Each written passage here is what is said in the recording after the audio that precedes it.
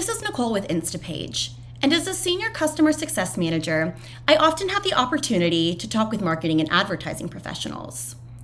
One common theme that always comes up is the amount of work marketers need to do every day with a limited amount of time to do it. In fact, I recently worked with a client on a large company rebrand where they were struggling with building landing pages at scale. In today's video, we'll create a landing page together directly in the Instapage dashboard. Stay tuned. Welcome to our landing page builder. This is where you can quickly and easily build your new pages out. In this video, we'll create a landing page together. Let's get started. First, we'll want to add new landing page sections, or blocks as we call them, to your landing page. Instapage has created ready-to-use, pre-built blocks based on years of industry research and experience.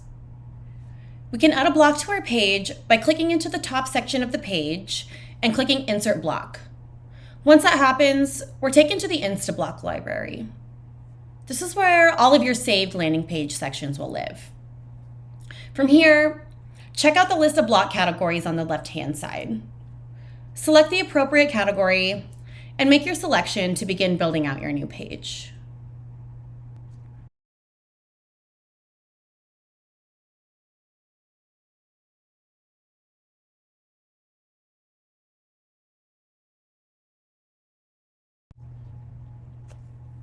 Once you have your new template in place, we can start making edits.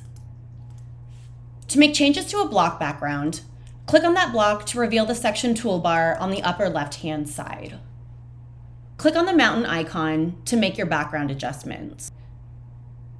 Here, we can change the image and add another, either from our flagship Instablocks library or via direct upload. You can also position the image where you want the image to display. And when we select the call to action, we can click Edit and change the design of our button.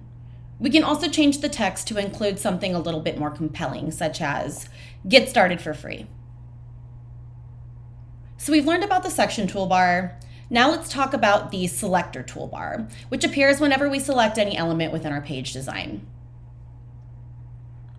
In this toolbar, you have everything you need to change colors, font size, font type, alignment, and more.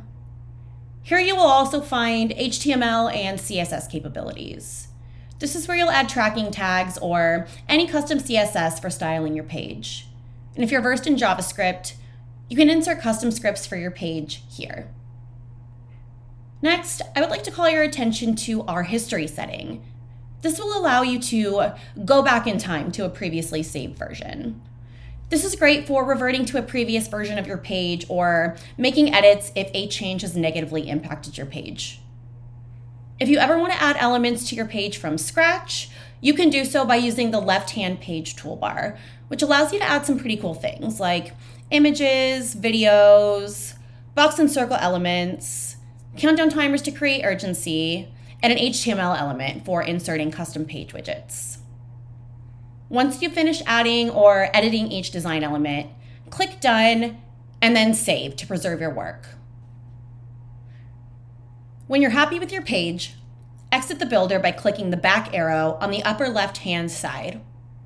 You'll notice our slide-out menu has reappeared. Click on the blue Publish Experience button.